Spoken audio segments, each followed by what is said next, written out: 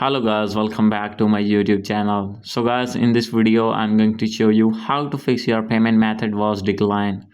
So guys, if you want to purchase anything on your iPhone and facing this issue, I'll help you how to fix this problem. So guys, you can easily fix this problem. So let's start without wasting any time. So guys, first of all, you need to make sure that you have connected with strong internet connection, and guys, after doing this, you need to go back. So guys, simply you need to open your Apple ID, and guys, you need to click on your Apple ID name, and after this you need to click on payment and shipping. After this you need to wait for a few seconds. As you can see here, simply you need to wait. And guys, after opening this tab, then guys, you need to make sure that you have entered correct information of your debit or credit card, and guys, if not, then guys, you need to correct them. And guys, if you have added any payment method, you need to change your payment method from here. And guys, after doing this you need to go back. So guys, after doing this your problem will be fixed.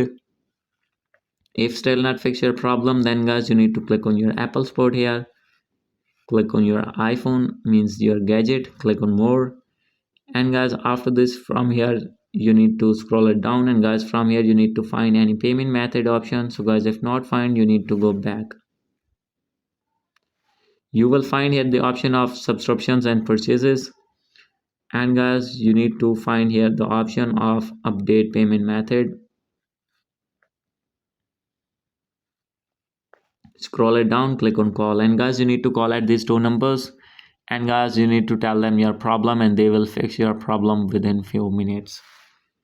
So guys, after doing this, if still not fix your problem, then guys, you need to call to your bank, means financial institute, and tell them your problem. So guys, maybe they turn off your online transaction on your debit or credit card.